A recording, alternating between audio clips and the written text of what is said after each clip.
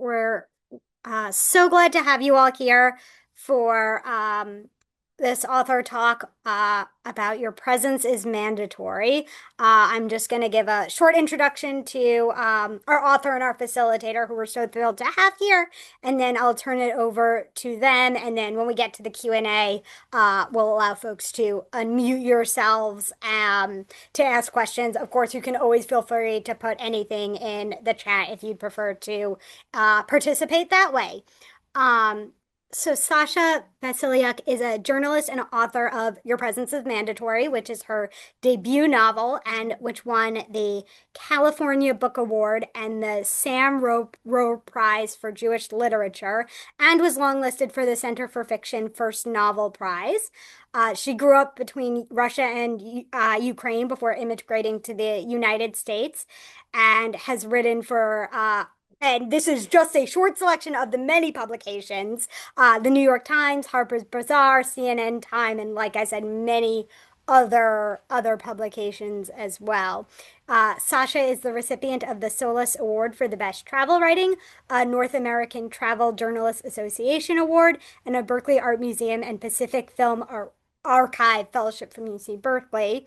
Our facilitator, excuse me, our facilitator, Sandovich, sorry, is an associate professor of Slavic, Jewish, and International Studies at the University of Washington in Seattle. And with Harriet Murav, he translated from Yiddish David Bergelson's Judgment, a novel, and from Yiddish and Russian, In the Shadow of the Holocaust, short fiction by Jewish writers from the Soviet Union. He is the author of How the Soviet Jew Was Made, and for over a decade, he has also been on the faculty of the Great Jewish Books program at the Yiddish Book Center, which is, of course, located not so far from us here in Boston, and has also written cultural criticism for a number of outlets, including Jewish Currents, the Los Angeles Review of Books, and the New Republic. So, as you can see, we're very lucky to have both of them here. And without further ado, I will turn it over to the two of you. Thank you, Emma. Thank you. I guess you have the Hi, everybody. We have the two Sashas. We thought that we are going to start this event by giving you a little reading, because I'm assuming that either none of you have read the book or maybe some of you, but probably not all. So I wanted to give you a little bit of a taste of the book. And today, for you guys, I chose a selection that I don't read very often, but I thought it would work well today because the book's structure goes back and forth in time between World War II and events that happened there to our main character, Eupheme, and to him and his family in the decades between the end of World War II and the beginning of the war in Ukraine.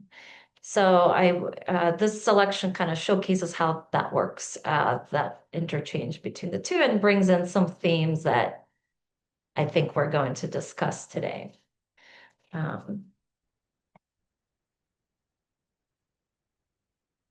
Okay.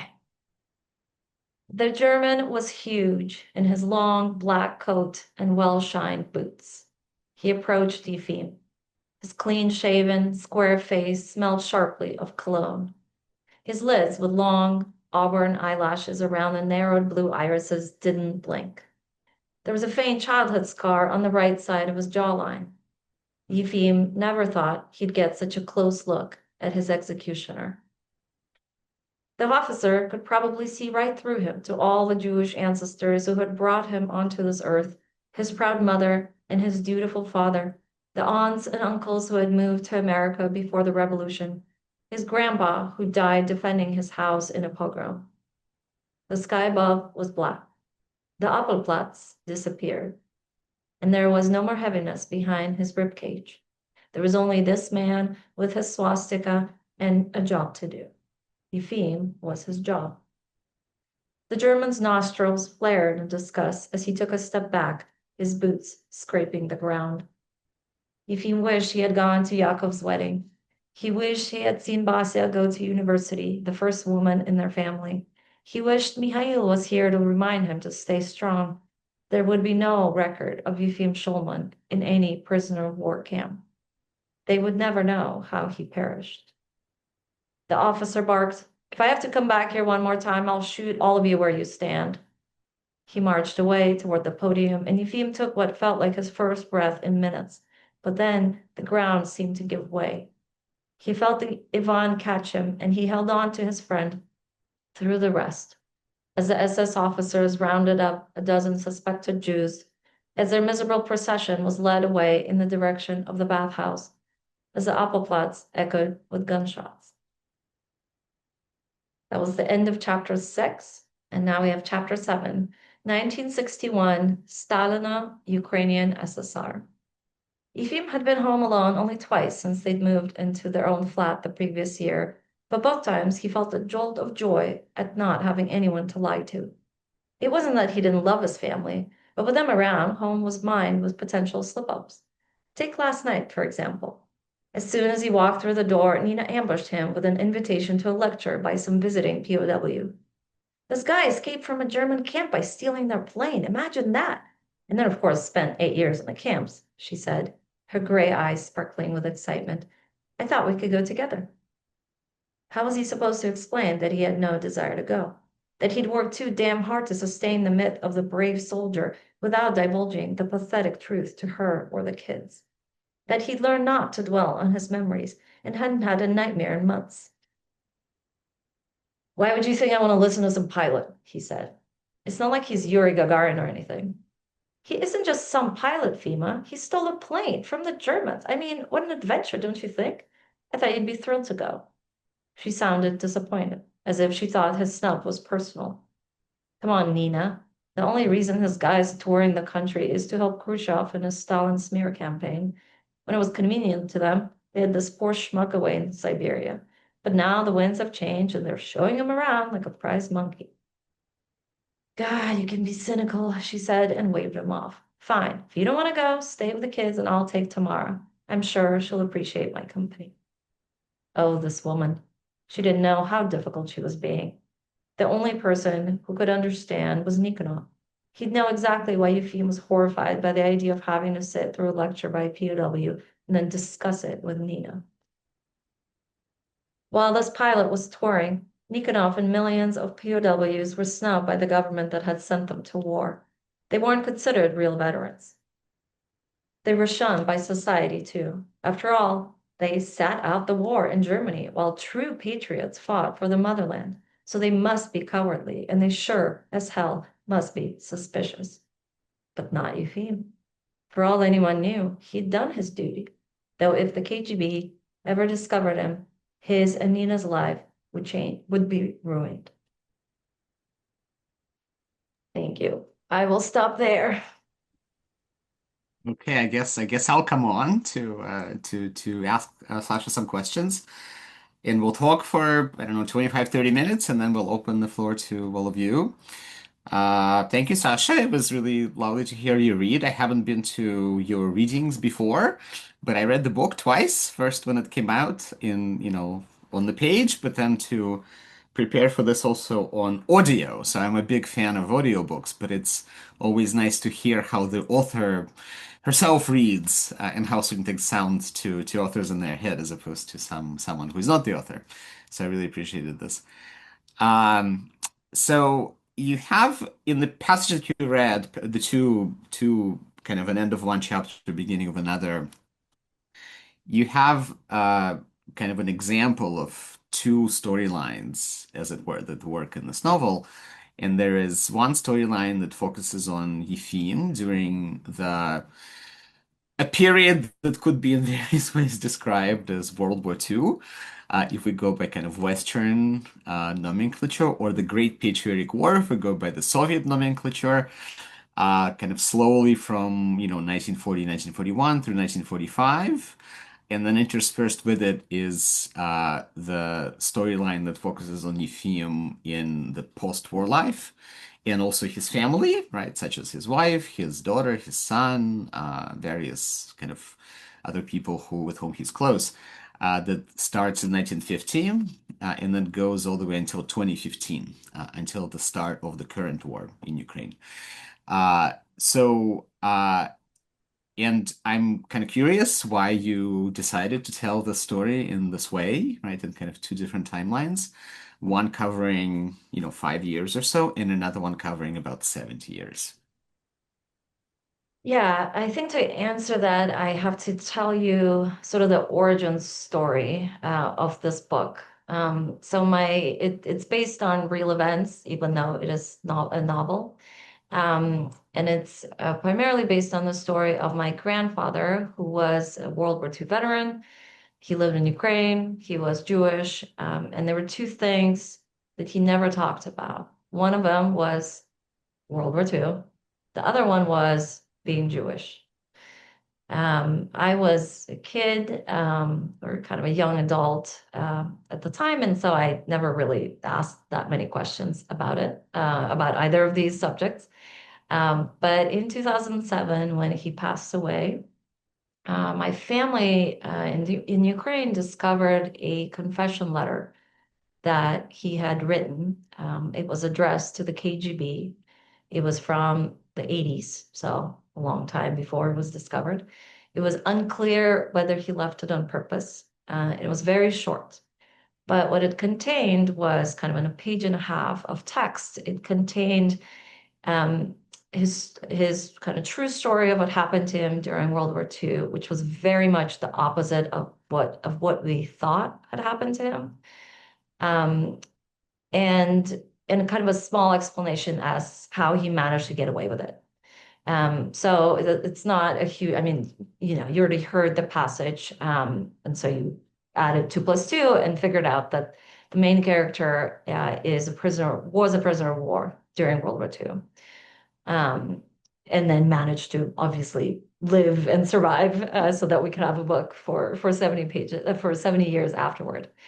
Um, the two things that interested me about my grandfather's story when I discovered the truth about him was one, there was this incredible and what I thought was unique story of surviving kind of the impossible, of incredible adventures that he had as a captured Jewish man in Germany for 4 years. And a secondary, and in a way, to me, more interesting psychological story of how somebody who survived something like that, something so traumatic, um, how and why he was able to keep it a secret for years and decades, from the government, and B, his loved ones, and kind of what that does to a man, to a person who has to keep it a secret. I generally am interested in why we keep certain things secret from people we love, because all of us do it to an extent. Obviously, this is a very, dramatic example. And in this particular case, it had to do with sociopolitical life of somebody who lives in a totalitarian regime, who views POWs as a negative thing, as you kind of heard briefly in my passage.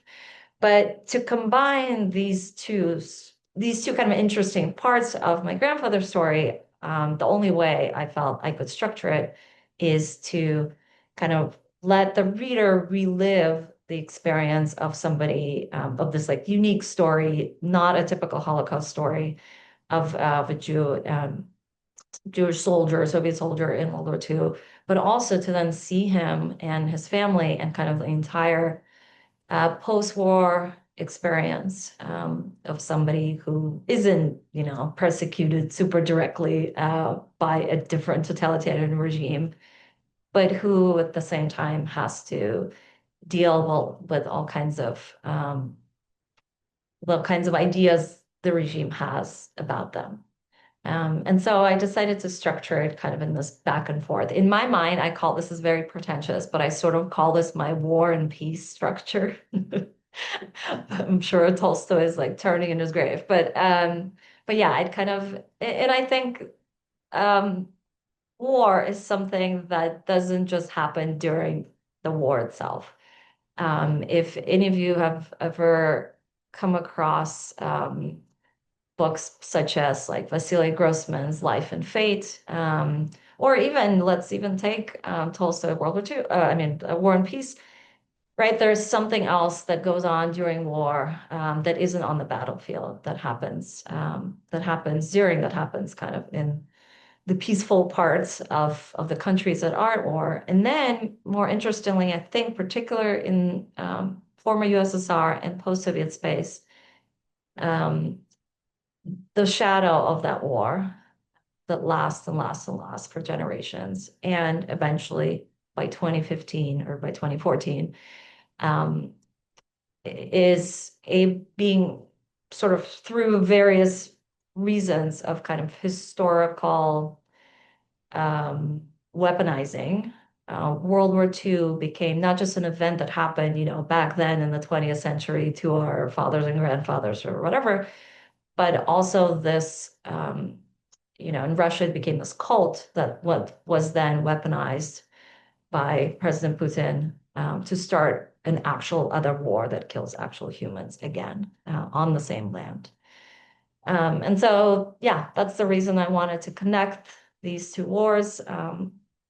I also, sorry, before I started writing the book, so we discovered this, my grandfather passed away, we discovered this letter. I immediately had an idea for writing a novel, but I also didn't write it for 10 years because at the time I didn't think that war was, it sort of wasn't top of mind. I kept thinking of it as something that was left in the 20th century. I felt like, oh, who needs another World War II book? We have so many and films. And then war came back to not just Ukraine, a place I cared about, was born in, but specifically to the city where my grandparents lived and where I spent every summer. So it began in 2014 in the Donbass, in Crimea, where I was born, and then in the Donbass, in the city of Donetsk, and very literally, actually, in front of my grandparents' apartment building, because they face a plaza where a government building was taken over by these Russian-backed separatists, blah, blah, blah. Essentially, it ruined this huge city where that was very peaceful, that I spent many summers in. It turned most of my family into refugees.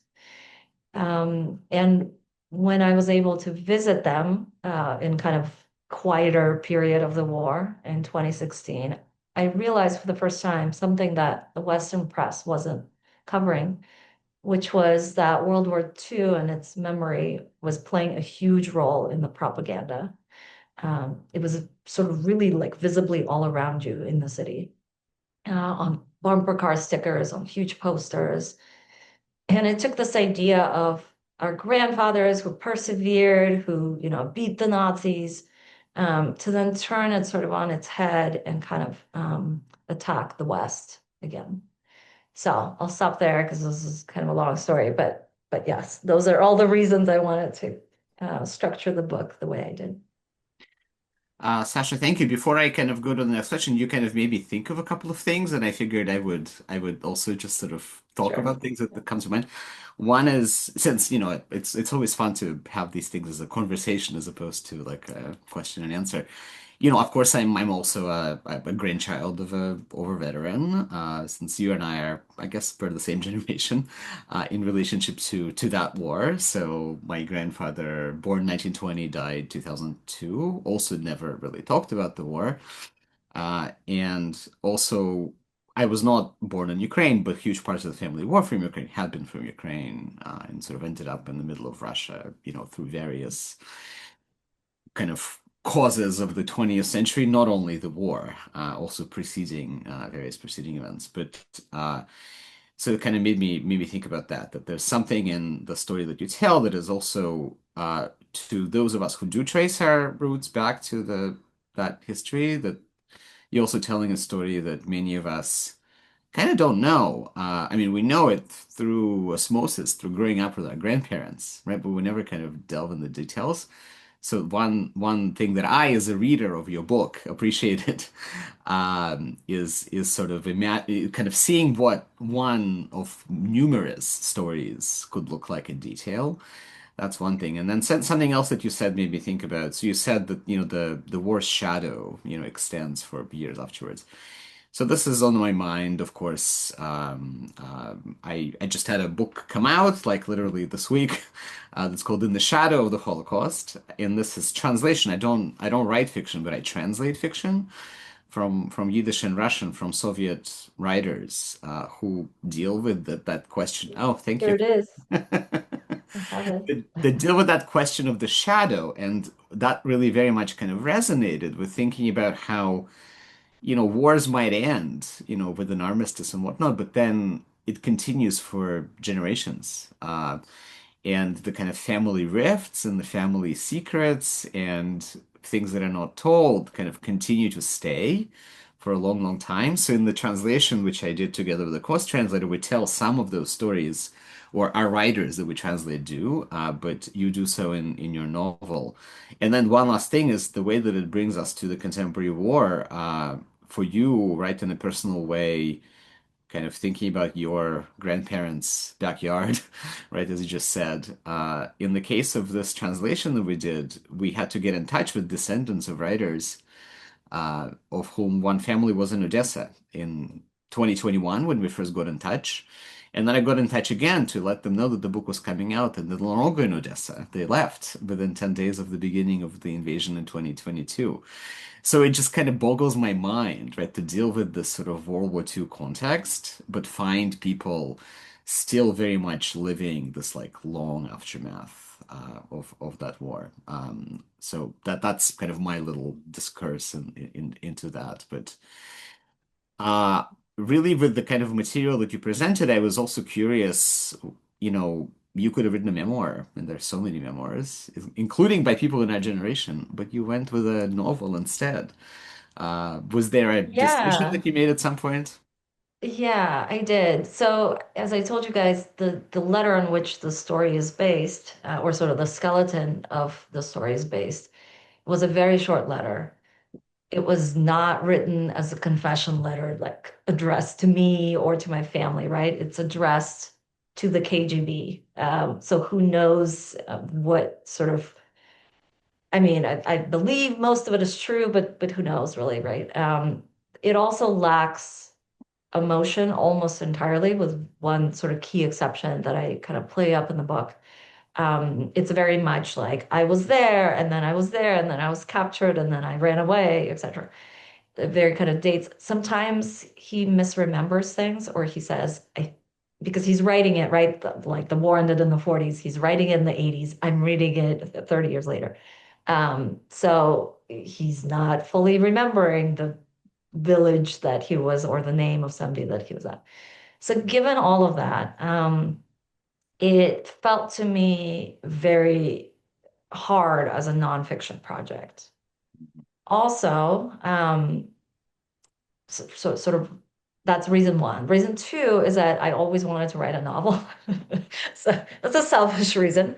I've always dreamed of being a novelist. I became a journalist instead, which is, roughly in the same ballpark, just because you get to write, but really pretty different. And then my third reason was that at the very beginning, it was clear to me that this project, whether or not it was fiction or nonfiction, would be impossible to do if I didn't answer one key question, which the letter to the KGB doesn't really answer, because the KGB did not care for that part of it. And the question being, how could a Jew that is captured by the Nazis, transported to Germany in the very beginning of World War II, been able to survive for 4 years without being discovered, right? Like, and he kind of looked Jewish to add to it, like not very Slavic looking. So to answer that question, I started doing research. I contacted a bunch of historians, one of them now very famous, who were experts not just on World War II, but specifically on World War II in the region. And I kind of asked them, and I was like, hey, I have this dilemma. I have this grandpa. He survived. I can't quite figure out how. And, like, would you know how, essentially, was the question. And the famous historian in question said, nope, I have no idea. Good luck. And so then I was like, oh man, I really can't write this book unless I figure that out. The problem with that question is that, like, none of the stakeholders cared for this question. It's a little bit too niche in a way. Obviously, like Nazi Germany is not going to talk about POWs, specifically Jewish POWs within the subset of POWs, Soviet POWs.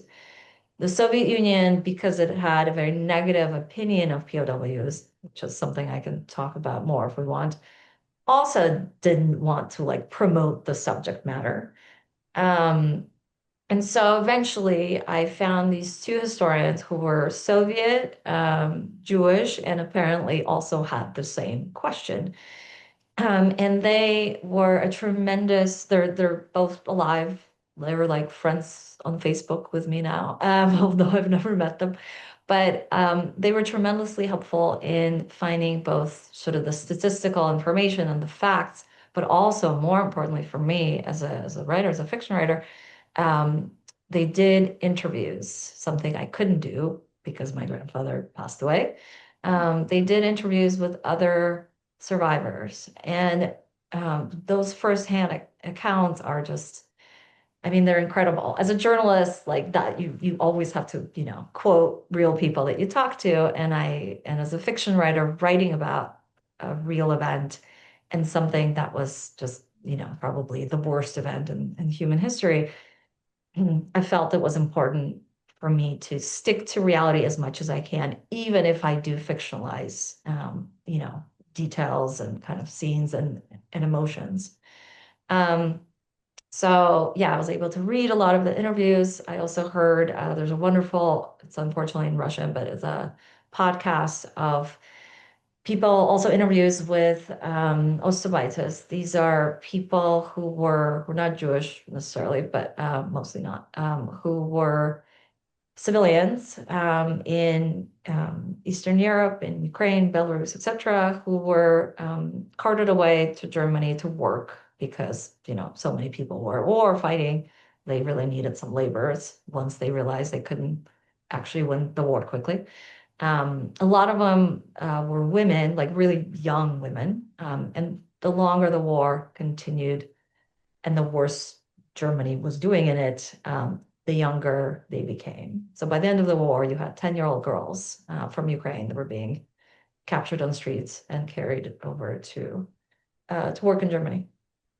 So now most of all of these World War II survivors are no longer with us, right? So it was important that somebody else had an idea to interview these people early on, that there was record of their actual experience. What I think is common amongst all of them, and this gets back to kind of what you were talking about, Sasha, is the fact that they all typically never talked about their experience until, so for example, most of the Ostarbaites on this podcast, this is their first time talking about it to anyone, like ever since it happened. And you hear them and they break down kind of in interviews. It's incredible, incredibly touching experience, but they're old women, right, by the time they're telling the story. And my book has been out for a year and a half now, so I've gotten the chance to meet with a lot of readers. And every single time I talk to another kind of Soviet-born reader or friend, they start telling me something very similar. So I had a grandfather who was also World War II and he never talked about it. Or I had a grandmother who lived under Nazi occupation in Ukraine for 2 years and who never talked about it. Um, these are experiences not just concerning World War II as an event, but also other really terrible events during Soviet history. So people who like Stalin sent to the Gulag, or the Holodomor, which was a Ukrainian famine, or a famine that affected Ukraine and killed a lot of people in really horrible conditions in the 30s. and kind of decolonization that preceded it. Anyway, all of these like tremendously terrible events, they became a stain on the survivors' records for the kind of for the rest of their life. And even after the Soviet Union fell apart in like 1991, most of these people kind of carried that burden with them because they'd lived under a stain for so long that their own government kind of, made whatever bad things happened to them sort of feel like their own fault, that they either never confessed what happened or never talked about what happened to them or started talking about it on their deathbed. And I hear these stories literally at every event. And so to me, this book began as like, kind of like a unique family project in a way. I was like, oh, my grandfather's story was unique and interesting. Let me write a book about it.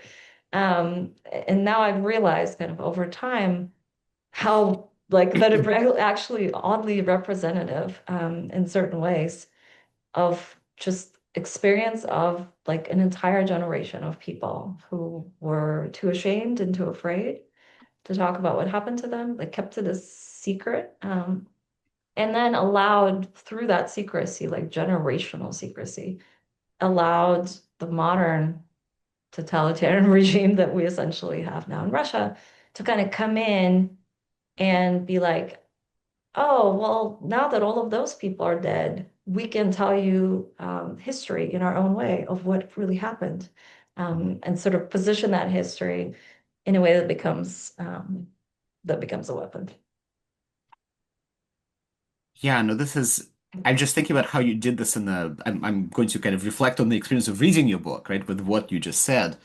Thinking about how your main protagonist, Yefim, who is, modeled in part on your grandfather, right, how you as a writer deal with him learning, sort of different aspects of that history, all of which he has experienced, but kind of didn't have or didn't necessarily have kind of words for or contextualization as they were happening. So he, as a child, experiences famine in Ukraine, right? And kind of doesn't have the awareness of what that was until a comrade on the battlefield who I guess they captured in Germany, who kind of tells him, right, something that he kind of quite couldn't realize about Holodomor as an experience. So many, like 20 years later, or a couple of decades later, right? Then Yefim is, kind of not aware of what's happening in occupied Ukraine when he is in captivity as a POW in Germany, but suspects, right, that his Jewish family is probably not okay. And then there's a sort of really heart-wrenching kind of moment of his returning and kind of learning what happened to most members of his family. To then kind of his experience as a POW and the way that it doesn't fit into the kind of common memory of a Soviet memory, right, of post-war memory of what the war looked like, and brings him to these anguish moments, such as the one was the bit that you read in the beginning when he is constantly confronted with stories of other veterans that are being paraded around, and he needs to kind of figure out how to both sound like them but also fly under the radar because he's not exactly like them. So what's really fascinating, and you just do it so well, is that all of these history tend to be, and there are others too, right? They're just some that I mentioned.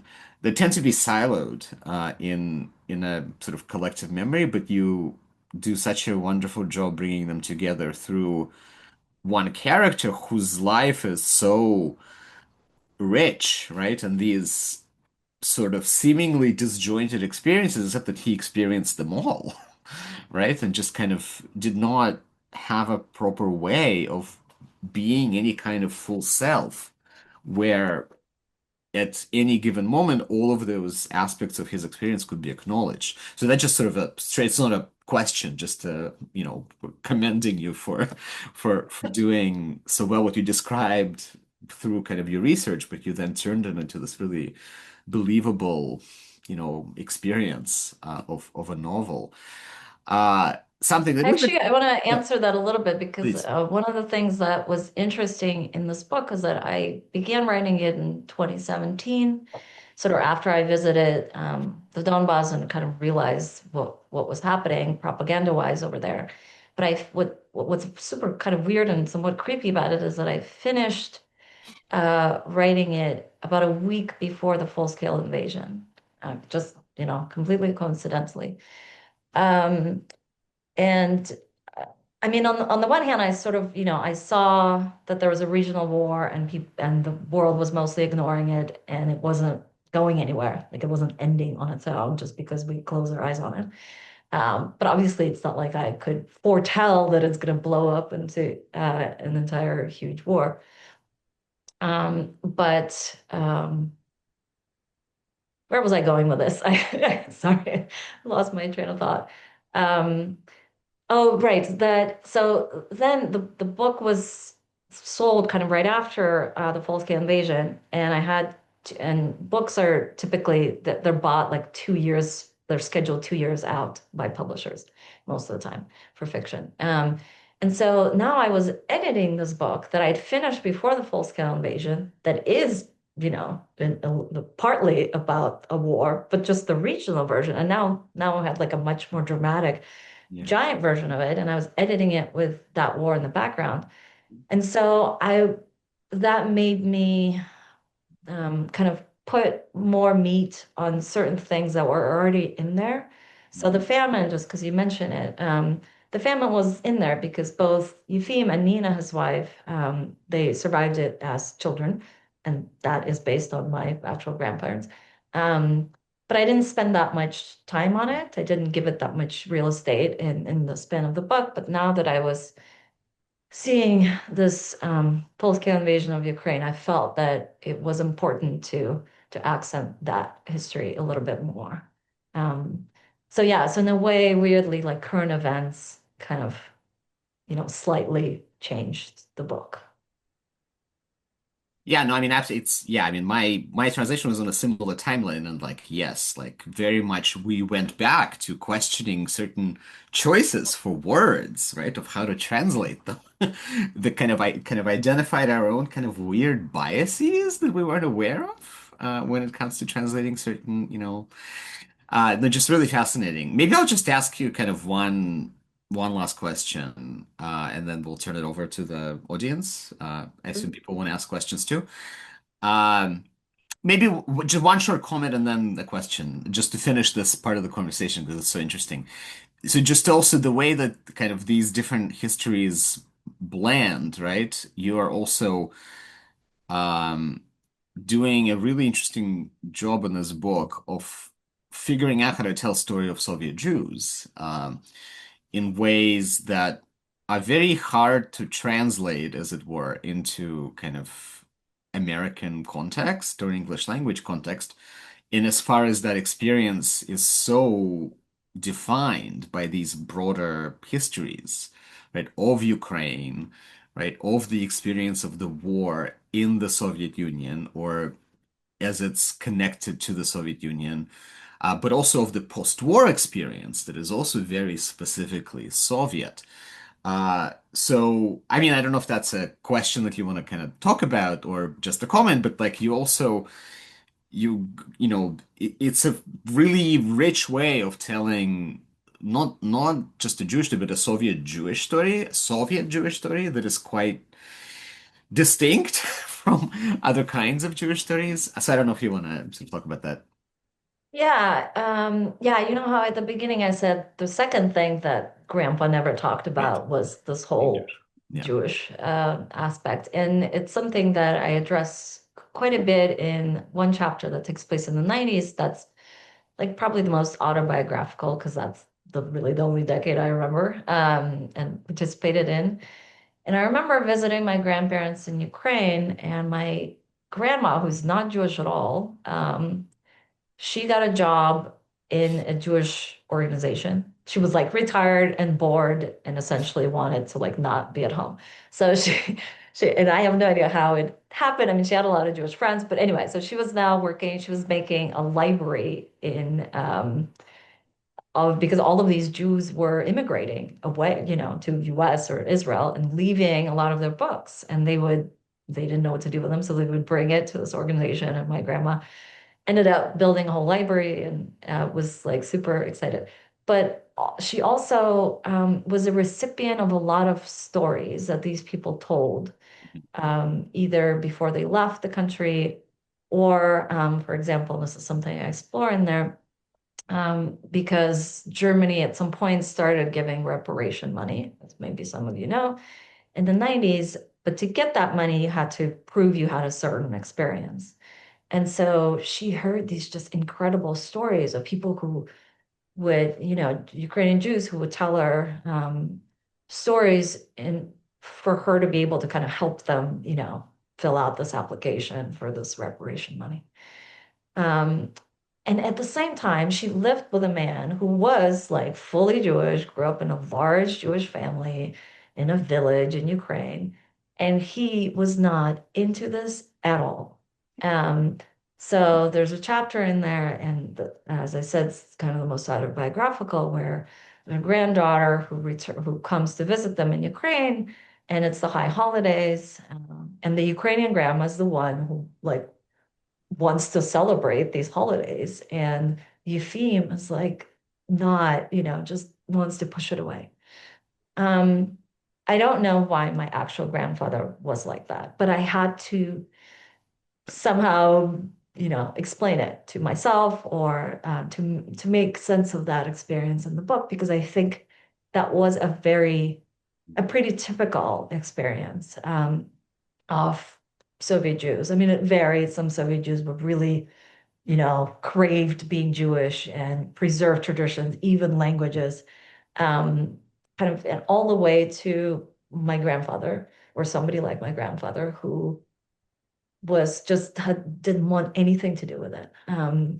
His last name was very Jewish, so it was clearly, like anybody else would know that he was, and yet he didn't want us to do the holidays or the challah, nothing. And yeah, so I wanted to kind of explore that idea, but at the same time, in my mind, I wasn't writing a Jewish book. Like that wasn't my intent. And I don't sort of think about the Jewish experience in Soviet Union as, even though it sort of was unique, I felt like, especially at the onset of this project, like I didn't really know much about it. I myself didn't know that I was Jewish until I was maybe in third grade or fourth grade.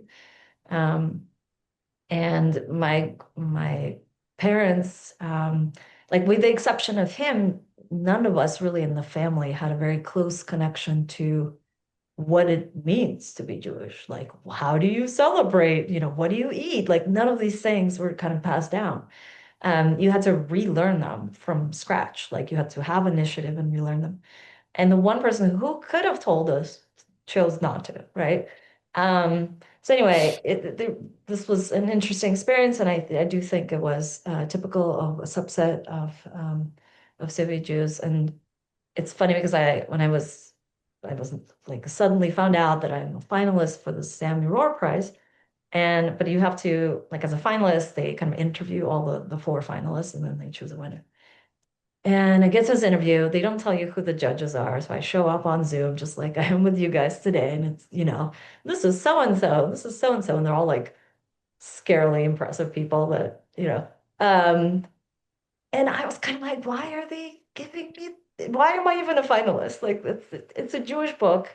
And yet it's not like the Jewish book. It's sort of much larger than that in scope. Anyway, and one of them, at some point said that it is precisely because it's such a non-Jewish Jewish book, because that is so reflective of the experience of millions of Jews that were behind the Iron Curtain, um, that they wanted to kind of honor it with this prize. So yes, I didn't set out to write a Jewish book. Apparently, it is one now, but I think it's important to, right? This is literature. I don't think there should be Mhm. Jewish books or, Italian books or like very specifically narrow books that are meant to be read by one subset of people, right? Literature has the power to be much larger than that. Yeah. To be like, why write a Jewish book to be just read by Jews? Why write a Ukrainian book just to be read by other Ukrainians? Um, so I wanted it to be a larger than that. But that's also a challenge because you have to translate, especially when it's kind of transcultural like that, like mine. You have to and involves multiple languages. You have to translate an experience that was super weird. Living in the Soviet Union was super weird, especially for Americans, I think. And so translating in a way that so that the book would work for Western readers, for Americans, Europeans, but also not be, still be interesting to Soviet-born readers was like my main goal. And it involved it's a big balancing act. Yeah, so as a let's have a we should have a separate conversation just about that, right? What you just said of translating it. So as a translator, I'm very interested in this last point, but I think I'll have to censor myself to let the audience members have some time. So we have what 12 or so minutes for 12, Yeah. 15 minutes for And questions. we can go over a couple minutes if everyone is okay with that. I'm going to let folks unmute yourselves now if you'd like. Feel free to turn on your video. We'll also monitor the chat if you'd prefer to participate that way.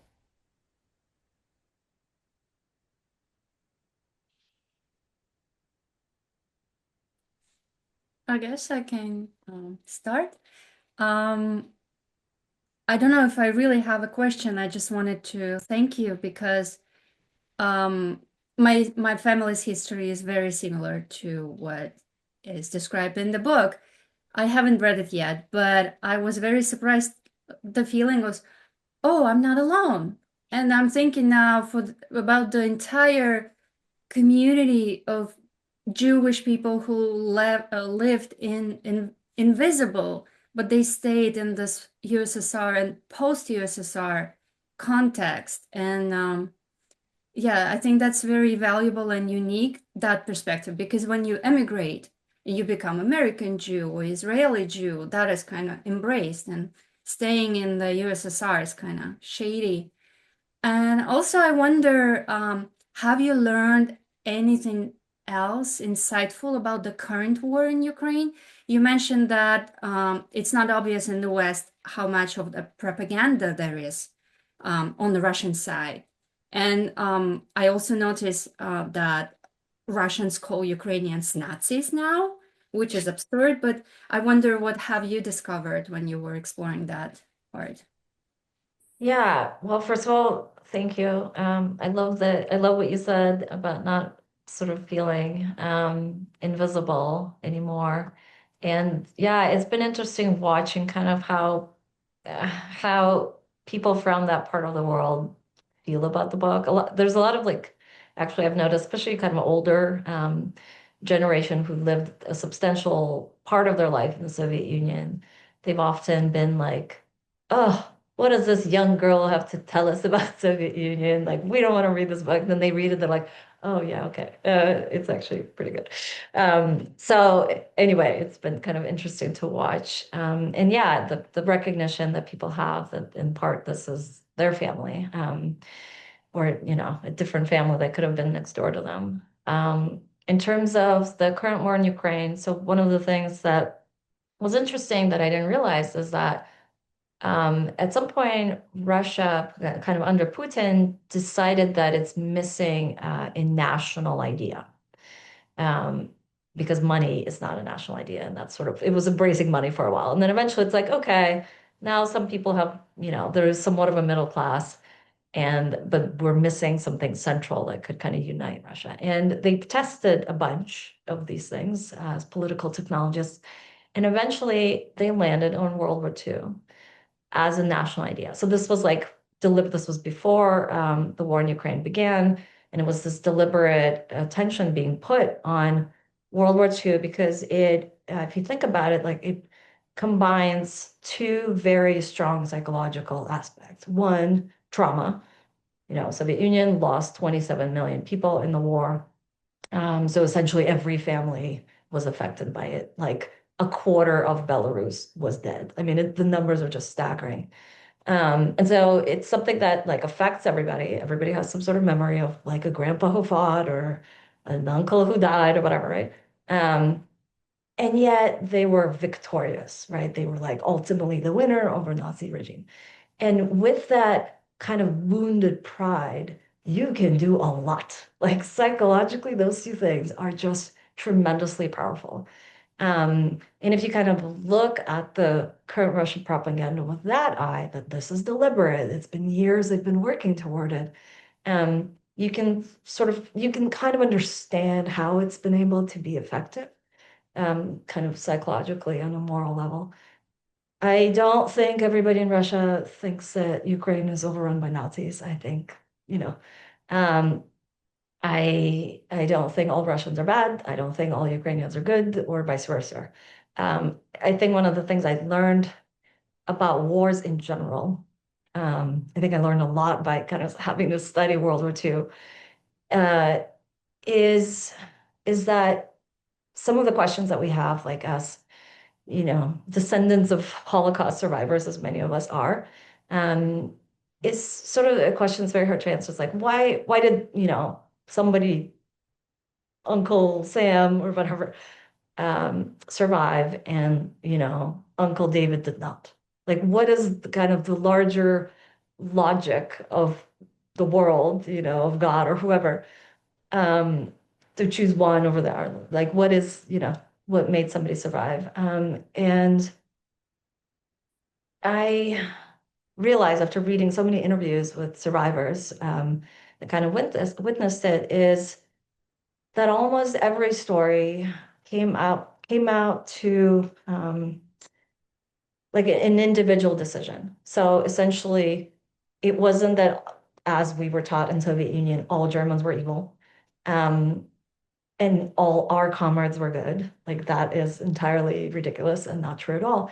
It was often an individual decision of like a Nazi guard to look away that let somebody walk by and survive, or a doctor, a Polish doctor in a camp that had to look, that looked the other way when inspecting a circumcised man. It was always sort of so, like, even in this large, huge thing called World War II, where such a big part of humanity was involved, every person still, to some degree, had like a moral choice, or at least a person in power to decide had a moral choice. And I've been disappointed by a lot of the choices people I would assume would be good have made. A lot of the Jews that were captured and were kept in, non-Jewish like POW camps or other camps, um, they weren't just afraid of the guards. They were equally, if not more, afraid of the people in the barracks with them, of people from their country who would give them up. To me, I grew up in a place like you did where we were taught from very early on these like songs about brotherhood and how we're all, Soviet Union was like big about talking about kind of this idea of brotherhood. We're all these brother sister nations. We all love each other from, Kamchatka to whatever. Um, and I think one of the biggest traumas for Ukrainians and maybe a subset of Russians, but let's talk more about Ukrainians in this war, is that it felt also a betrayal of that, of the things that we were taught as part of this brotherhood of nations. Now, this nation that is supposed to be our brothers are trying to kill us and is calling us Nazis. Um, I think a lot of Ukrainians have already seen past the brotherhood idea. I think a lot of Russians still, in some way, kind of want Ukraine to be like, hey, you should belong with us. You are our brothers, even though you're Nazis.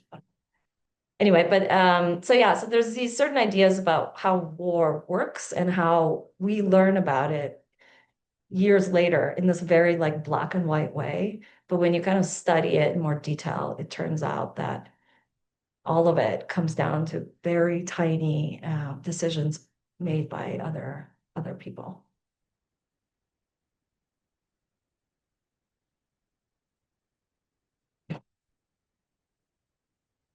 Thanks for your question.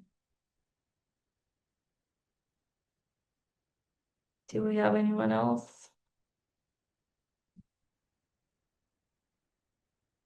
Feel free to unmute yourself, or you can use the raise hand feature. Or if you'd rather, not talk or show your face, you can put something in the chat if that's easier.